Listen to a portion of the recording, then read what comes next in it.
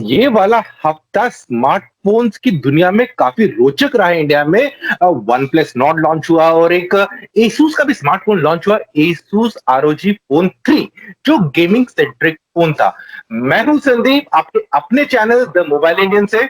मैं हूं निमेश, take TP से। और मैं नंदगोपाल, indianexpress.com। तो फ्रेंड्स, आज जो सबसे पहले हम बात करने वाले हैं, ये जो रोचक फोन लॉन्च हुए थे, इनमें से एक रोचक फोन था Asus ROG Phone 3। तो सबसे पहले बात कर लेते हैं इसके प्राइसिंग के ऊपर।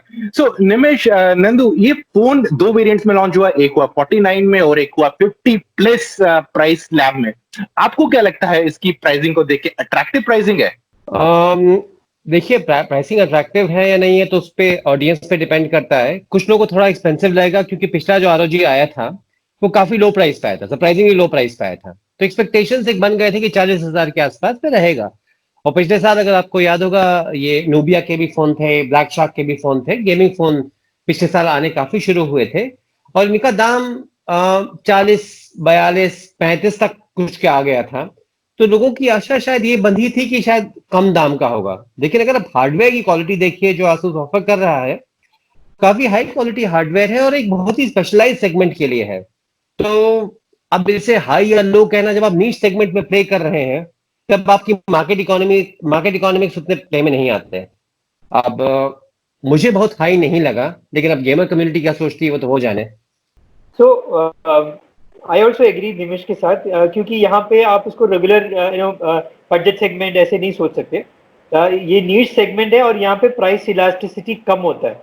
आप कोई भी नीश चीज ले लोगे तो उसमें जो all the people who need that product, वो तो कोई भी पैसा देने के लिए तैयार होता है। वहाँ पे वो water diamond paradox it comes into play. जिसका रिक्वायरमेंट जिसको है वो, उसके लिए वो प्राइस इलास्टिसिटी नहीं होता है। मतलब उसका ये मतलब नहीं कि आप कोई भी प्राइस मांग सकते हो, लेकिन थोड़ा बहुत अगर उनको उसमें वैल्यू दिखे कि इसमें एक्स्ट्रा, अभी इसमें जैसे उसका स्क्रीन रिफ्रेश रेट है, मेरे ख्याल से वो सिर्फ एक ही फोन में अभी अवेलेबल है, 140 प्लस हर्ट्ज पे है। तो वो उसके लिए शायद कुछ लोग वो एक्स्ट्रा पैसा देने के लिए तैयार होंगे। तो यहाँ पे आप उसको दूसरे इसके साथ नहीं कर सकते, बिकॉज ये फोन यूनिक है, उसके साथ तो कोई अभी कंपैरिजन नहीं है मार्केट। जी, जैसे नंदू आपने कहा, फोन में बहुत सारे यूनिक फीचर्स हैं। एक रिफ्रेश रेट की बात कर लीजिए, या फिर हीट मैनेजमेंट की बात कर लीजिए, जहां पर उन लोगों ने एक ग्रेफाइट का फिल्म दे के रखी है डिस्प्ले के नीचे और उसके ऊपर लिक्विड कूलिंग दे के रखी है, वेंट दे के रखा है। तो फीचर्स तो डेफिनेटली बहुत सारे अच्छे फीचर्स है जो बाकी फोनों में नहीं मिलते हैं। लेकिन यहाँ पर एक सवाल उठता है, अगर हम हिंदुस्तान के नंबर्स देख लें, आंकड़ों की तरफ एक नजर डालें, तो मैक्सिमम जो स्मार्टफोन्स हैं वो बिकते हैं ऑलमोस्ट 15,000 से 20,000 रुपए के सेगमेंट में। और अब दूसरे आंकड़े की तरफ बात कर लें कि गेमर्स जो मोबाइल पे लोग गेम खेलते हैं, उनका एज ग्रुप लगभग 15 साल से लेके 25 के साल के आसपास है। और ये जो 15 साल से 25 साल के जो यूथ है हमारे देश की, जो गेम खेलती हैं, ज्यादातर इन लोग का जो आमदनी का जरिया रहता है वो रहता है पेरेंट्स जो उनको पॉकेट मनी देते हैं, या फिर ये लोग कहीं पर कुछ काम कर रहे हैं तो वहां से स्टाइपेंड कमा रहे हैं। और कुछ ऐसे भी यूथ हो सकते हैं जो काम कर रहे होंगे, लेकिन हम जानते हैं ओवरऑल यूजुअली अमूमन जो हिंदुस्तान में स्टार्टिंग सैलरी मिलती है लोगों को, वो 15 से 25,000 के बीच में मिलती है। तो यहां पर जो गेमर्स होते हैं, क्या आपको लगता है सच में इतने हाई एंड फोन की तरफ रुख करेंगे, या वो अपने नॉर्मल फोन जो 15 से 20,000 रुपए की सेगमेंट में आ रहे हैं उन्हीं की तरफ रुख करेंगे? संदीप, आपने वो कार देखे होंगे रास्ते पे या बाइक देखे होंगे जिसमें पीछे लिखा होता है मदर्स गिफ्ट, है ना? तो ये उसी कैटेगरी में आएगा, राइट नाउ।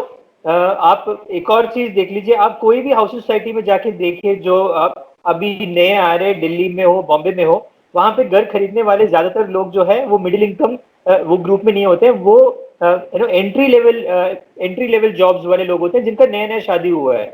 अफोर्डेबिलिटी की तो बात नहीं आता है, कहीं ना कहीं से तो पैसा आ रहा है। तो वो that is a different thing. So यहाँ पे इंडियन मार्केट में ये कुछ डिस्क्रिपेंसीज है यहाँ पे।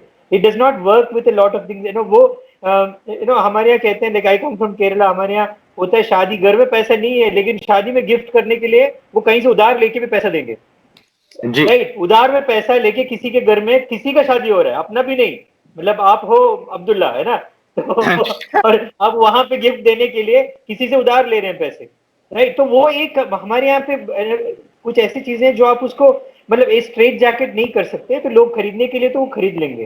राइट नाउ इसमें एक और इंटरेस्टिंग चीज है, जो लॉकडाउन पीरियड में क्या हुआ है कि गेमिंग का जो सेगमेंट है इसमें 300-400 टाइम्स का या आई शुड से 400% का ग्रोथ हुआ है, अनप्रेसिडेंटेड ग्रोथ हुआ है। और ये एक ऐसा सेगमेंट है, अभी कुछ लोग रियलाइज कर रहे हैं कि शायद आपका कैरियर बन सकता है इस पे। फॉर इंस्टेंस अगर आप प्रोफेशनली पबजी खेलते हो तो आप पैसे भी बना सकते हैं, और आप एक फोन खरीद पैसे तो बिल्कुल बना लोगे अगर आप एक नेशनल लेवल प्लेयर हो तो। Right, so there are opportunities, और ये वो नीश सेगमेंट है। ये ऐसे नहीं कि दिल्ली में ये बिकेगा तो 100 यूनिट बिकेगा, शायद वो शायद सारे इसी लेवल के प्लेयर होंगे जो सारे इसको अफोर्ड कर पाएंगे। राइट, या ये कहीं पे डेमो देने के लिए जाएंगे, और बहुत सारे एवेन्यूज है, या ये वीडियो में रिकॉर्ड करते हैं। बहुत सारे लोग हाई एंड गेमिंग को वीडियो में रिकॉर्ड करते हैं, यूट्यूब चैनल चलाते हैं, यूट्यूब चैनल से जो पैसा मिलता है उसी से रिकवर हो जाएगा। तो इसके अपॉर्चुनिटीज अभी बहुत सारा खुल गया है गेमिंग में। So I think price will not be such a factor. India में ये जो चीज है, अब आप अगर आप बाकी मार्केट्स देखोगे, यूएस देखोगे, यूरोप देखोगे, और particularly south Korea, Indonesia, Singapore, ये मार्केट्स देखोगे, वहां पे ये पीसी के साथ हुआ। इंडिया में शायद वो पीसी वाला सेगमेंट बहुत ज्यादा ही नीश रह गया और हम एकदम से मोबाइल गेमिंग में जंप कर गए। और अगर आप इंडिया का टेक्नोलॉजी हिस्ट्री देखोगे, हमने बहुत सारी टेक्नोलॉजीज को ऐसे लीप फ्रॉग किया है, हमें एक को छोड़ के सीधे दूसरे वाले में चले जाते हैं। हमने शायद यहाँ पे भी वो किया है। अगर पीसी गेमिंग पे ग्रोथ आएगा वो इसलिए आएगा कि लोग मोबाइल गेमिंग से एक स्टेप आगे निकलना चाहते हैं, लेकिन एंट्री पॉइंट मोबाइल गेमिंग के थ्रू हो जाए। राइट, सो निमेश, यहाँ पर एक अहम सवाल उठता है कि अगर गेमर्स कम्युनिटी को डिवाइड करें हम, तो दो हो सकते हैं। एक हो सकते हैं जो शौकिया तौर पे हैं, और एक है जो प्रोफेशनल तौर पे गेमिंग को की तरफ रुझान है जिनका, जो उसमें अपने कैरियर देखते हैं। तो सबसे पहले बात कर लेते हैं शौकिया तौर पे। तो शौकिया तौर पे गेमिंग खेल रहे हैं, क्या आपको लगता है वो इतना इन्वेस्ट कर सकते हैं जो Asus ROG Phone 3 मांग रहा है एक नए गेमिंग फोन के लिए?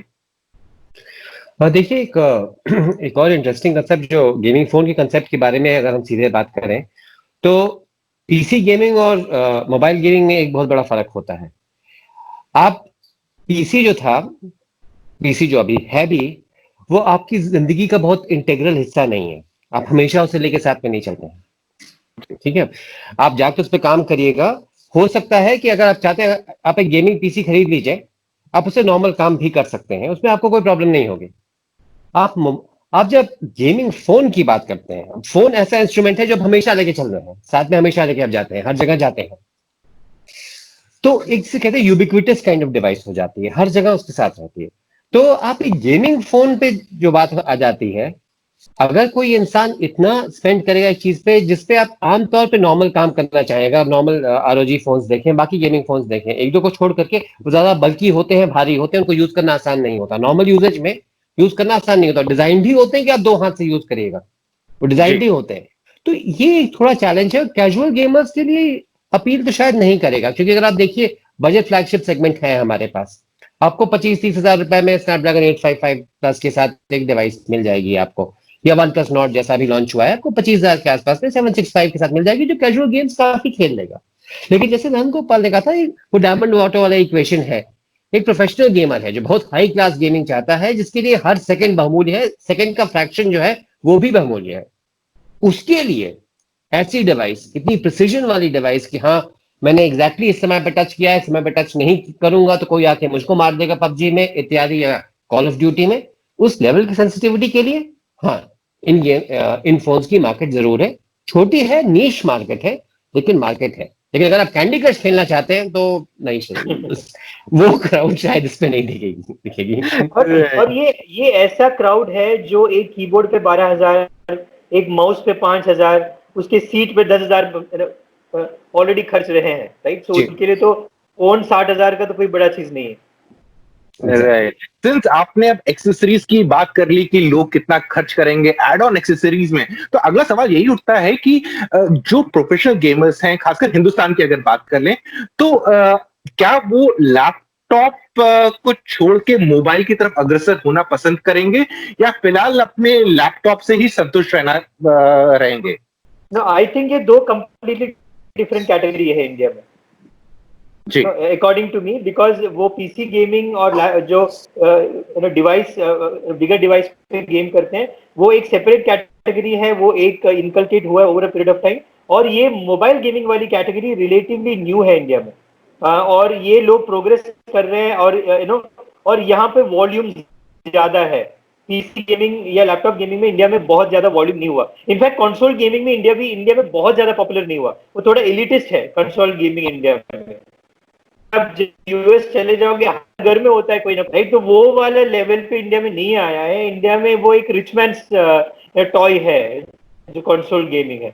बट मोबाइल गेमिंग ने क्या कर दिया, पबजी तो आप सुन रहे हो, स्टोरीज पढ़ोगे, कहाँ कहाँ पे लोग खेल रहे हैं, मतलब हर इकोनॉमिक स्ट्रेटा में पबजी खेल रहे हैं। और अगर आप उसको लग रहा है कि वो एक थोड़ा सा ई स्पोर्ट्स कैटेगरी में चला गया, कोई उसमें अच्छा खेल रहा है, तो उसको लगता है कि शायद मैं अगर बेटर डिवाइस लूं तो मैं थोड़ा कॉम्पिटिटिव लेवल पे जा सकता हूँ, राइट। सो पबजी के बहुत कुछ हो रहे हैं, ऑफलाइन भी बहुत सारे इवेंट्स हो रहे हैं पबजी के। सो और कॉल ऑफ ड्यूटी का होगा, और अभी आप देखोगे ये कमिंग ईयर में आपको बहुत सारे सेगमेंट में बहुत बूम दिखे, राइट। तो मोबाइल गेमिंग और ये लैपटॉप गेमिंग इंडिया में सेपरेट है, क्रॉसओवर हो सकता है थोड़ा बहुत, राइट। और मुझे लगता है क्रॉसओवर प्राइमरली होगा कि मोबाइल से लोग अपग्रेड करके पीसी में चले जाए। राइट। और यहाँ पर एक चीज बड़ी इंटरेस्टिंग है, अगर हम पिछले कुछ 7-8 महीने में देखें कि क्या क्या हो रहा है मार्केट में, तो दिख रहा है कि बहुत सारे चिप मैन्युफैक्चरर्स, बेसिकली दो ही हैं जो मेन है, प्रोमिनेंट, मीडियाटेक और कॉलकॉम, दोनों के दोनों चिप्स भी लेकर आ रहे हैं जो गेमिंग पे फोकस है। वो लोग काफी बोल रहे हैं कि इसमें गेमिंग ऐसा हो सकता है, इतनी आपको फंक्शनैलिटी मिलेगी, और इसके अलावा बहुत सारे ऑपरेटर्स भी इसकी तरफ रुझान कर रहे हैं। जैसे कि अभी रिसेंटली एयरटेल ने अपनी एक पार्टनरशिप थी नॉर्डविन के साथ, वो दोबारा रिन्यू कर दी है ताकि ई स्पोर्ट्स को इंडिया में लाया जाए और बढ़ चढ़कर लाया जाए। और इस बार तो प्राइस मनी भी अनाउंस कर दिया है कि थोड़ा बढ़ चढ़ के है पिछले साल के कंपैरिजन में। तो आपको क्या लगता है कि ई स्पोर्ट्स में क्या क्या गतिविधियां हम देख सकते हैं इस साल में इंडिया में? तो अगर मैं इसके बारे में बोलूं तो ई स्पोर्ट्स सेगमेंट में एक स्वीट स्पॉट आ गया है। स्वीट स्पॉट के दो तीन चीजें हैं। एक तो आपका डिवाइस, आपके हैंड हेल्ड डिवाइस में high and capability, processing power, graphics दोनों आ गया है। हीट लेवल्स मैनेजेबल है, तो आप हैंड हेल्ड गेमिंग आपका बहुत हाई क्वालिटी चला गया है ना। उसमें दूसरा चीज हाई स्पीड इंटरनेट, राइट। तो आप हाई स्पीड मतलब आप गेम्स को एक्सेस करने का आपका जो कैपेबिलिटी है वो बहुत हाई हो गया है। प्रॉपर्टीज जैसे आप कह रहे हो नॉर्डविन आ गया है, बहुत सारे प्रॉपर्टीज है, गूगल का स्टेडिया आ रहा है, और ये स्टीम है, बहुत सारे ऐसे गेमिंग प्लेटफॉर्म्स है जो आप इजीली एक्सेस कर सकते हो। ये सारा एक साथ आ गया, और कॉस्ट ऑफ डेटा भी बहुत कम है। तो एक स्वीट स्पॉट पे आप अभी बैठे हो, तो इसीलिए आपको दिख रहा है कि इसमें एक ह्यूज बूम है। नाउ इंडिया जैसे कंट्री में 50% लोग जो है इस एज ग्रुप में भी है, राइट। सो इंडिया में अभी भी उसका पोटेंशियल बहुत हाई है। बहुत सारे कंट्रीज जैसे कोरिया है वहां पे, या जापान है, चाइना है, वहां पे ये थोड़ा सा सैचुरेशन पॉइंट, ग्रोथ का पोटेंशियल बहुत बहुत हाई है।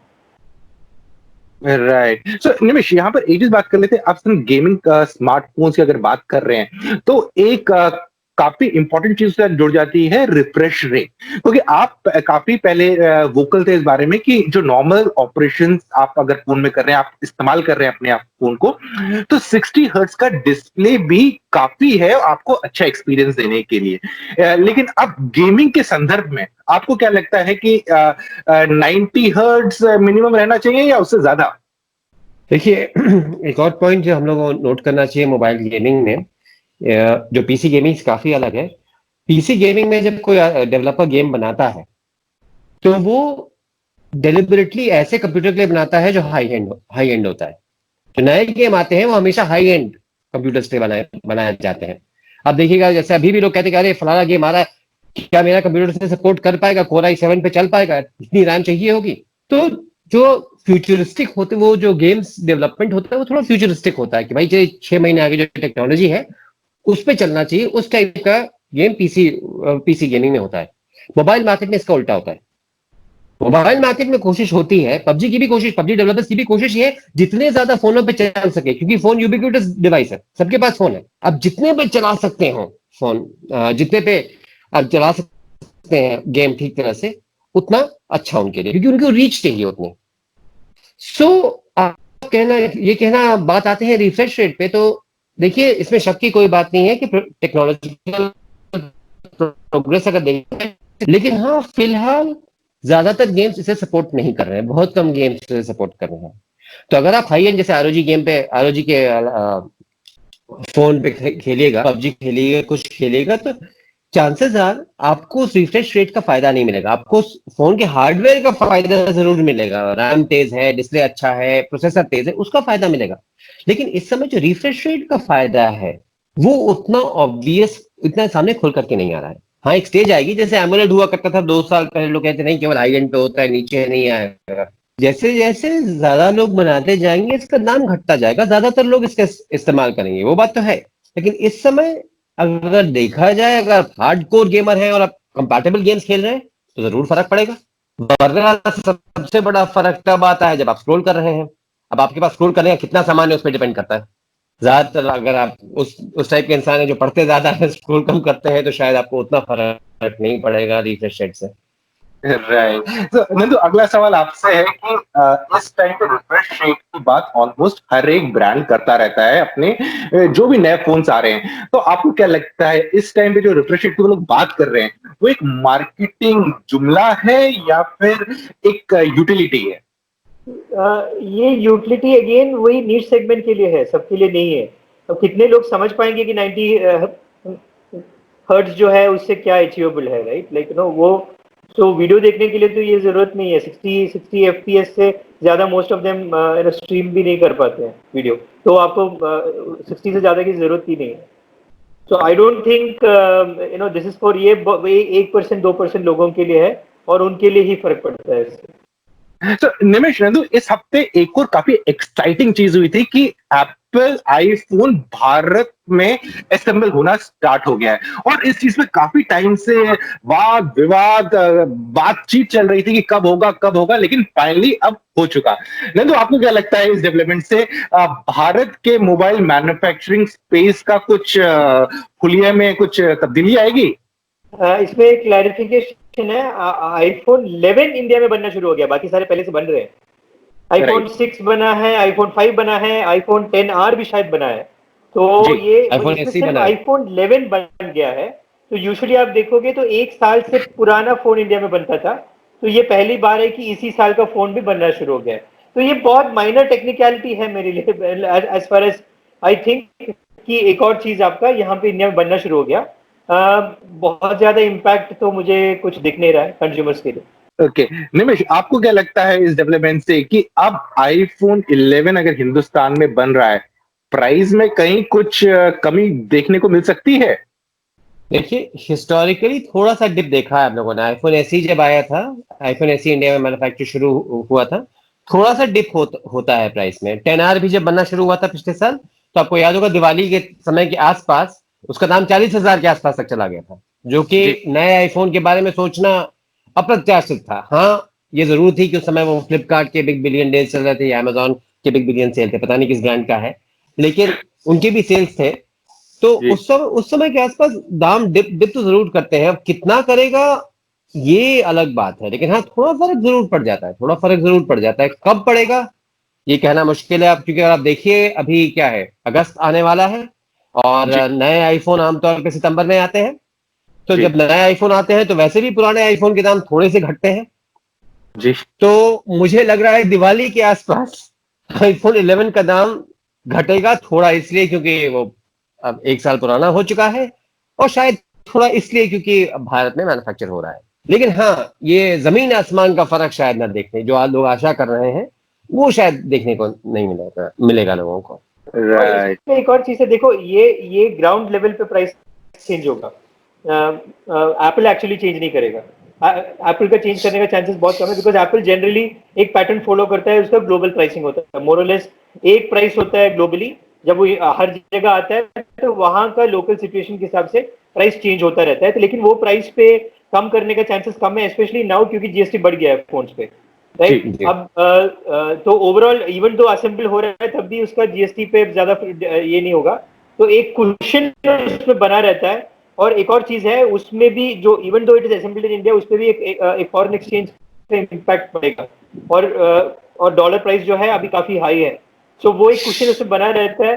तो आप 10-15% तक आपको पैकेज, ताकि आपको पता नहीं चलेगा it will come as part of a Flipkart sale, और या फिर मतलब अफोर्डेबिलिटी वाला कि आपको एचडीएफसी के कार्ड के साथ 10% मिल जाता है, एसबीआई के कार्ड के साथ 10% मिल जाता है। डोंट एक्सपेक्ट एप्पल टू से कि 10,000 रुपए कम हो गया फोन का। राइट। तो थैंक्स नंदू, थैंक्स निमिष। मजा आया हर हफ्ते की तरह आपसे इस बारे में बात करते हुए। और जाने से पहले निमिष, आप कुछ कहना चाहते हैं? हाँ जी, पिछली बार हमने वन प्लस नॉट की प्राइस के बारे में गेस करने की कोशिश अटकने लगाई थी हम तीनों ने, तो क्योंकि आईफोन 11 भारत में बन रहा है और उस पर उसका कुछ असर तो पड़ेगा, दाम पे ज्यादा पड़े ना पड़े कुछ असर तो पड़ेगा। चलिए, मैं कल अगस्त में नहीं पड़ेगा, सितंबर में पड़ेगा। चलिए, तो मैं कह रहा हूँ कि अगर हम सितंबर को ले लें, आपको क्या लगता है कि आईफोन 11 का दाम भारत में सितंबर 15 चलिए ले लीजिए, क्या होगा?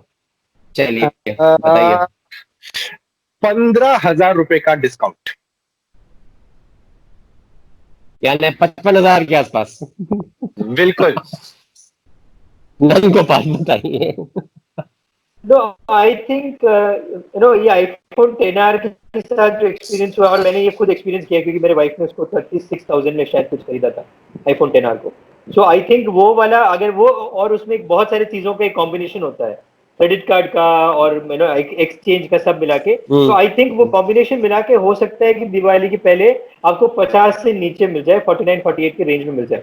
और उसमें आईफोन ये करेगा, आईफोन 11 ऑलरेडी जो बहुत सक्सेसफुल फोन है इंडिया में भी, हो सकता है कि बहुत सारे नंबर्स ब्रेक इन करे, क्योंकि यहाँ पे एक बहुत इंपॉर्टेंट फैक्टर अभी आ रहा है। मैं इतना अवेयर नहीं था इसके बारे में, लेकिन as somebody who writes tech के बारे में मेरे पास बहुत क्वेरी आता है, कौन सा फोन खरीदे। लेकिन अभी जो अभी में क्लासिफिकेशन भी होता है कि इंडिया मेड फोन, राइट। सो ये वाला जो एक फैक्टर है, ये शायद बहुत ज्यादा आईफोन को हेल्प करे, क्योंकि आप देखोगे तो गिने चुने बहुत कम फोन है जो नॉन चाइनीज ब्रांड से है और इंडिया में बनता है। सो ये एडवांटेज शायद एप्पल को मिले, और आई थिंक ये जो मूव है कि इसको यहाँ पे असेंबल करेंगे, ये इसको भी थोड़ा दिमाग में रख के किया गया है। इसका इंस्टीट्यूशनल परचेसेस पे भी बहुत इम्पैक्ट पड़ सकता है, क्योंकि गवर्नमेंट लेवल पे आत्मनिर्भर वाला पॉलिसी है। तो इंडिया मेड इसका बहुत सारे गवर्नमेंट परचेसेस में, प्रोक्योरमेंट में इसका एडवांटेज मिलेगा। तो हो सकता है कि एप्पल के नंबर्स बहुत स्काई रॉकेट करें इसके ऊपर, अगर प्राइसिंग भी सही हो जाए तो। राइट निमिष, लेकिन इसकी बात ये है कि स्काई रॉकेट करने तब भी 2 से 4% या 5% बचाएगा। निमिष, आपकी बारी। हाँ हाँ, आप 55 कह चुके हैं, नंद गोपाल 50 के आसपास कह चुके हैं, मैं थोड़ा उससे नीचे चला जाऊंगा, मैं कहूंगा दिवाली के आसपास 45,000 के आसपास। लेकिन उसके बाद बढ़ेगा, जैसे हमने 10R में देखा था कि 40 पे उस समय आया था और उसके बाद चढ़ गया था। इस नंद गोपाल ने कहा था कि नंबर्स के पीछे गए थे उस समय। मुझे लग रहा है ये जब ये आपके ई कॉमर्स पोर्टल्स के जो फेस्टिवल्स होते हैं, बाइंग फेस्टिवल्स, शॉपिंग फेस्टिवल्स होते हैं, इससे मुझे लग रहा है 45 तक जाने की आशा है। उसके बाद बढ़ जाएगा, लेकिन वॉल्यूम्स वहां से आएंगे, तो शायद मैं 45 के आसपास रख रहा हूँ। चलिए, राइट। और हम तीनों के साथ एक ग्लोबल स्ट्रैटेजी होगा। आई वांटेड टू से कि इसमें थोड़ा सा ग्लोबल स्ट्रैटेजी भी होगा।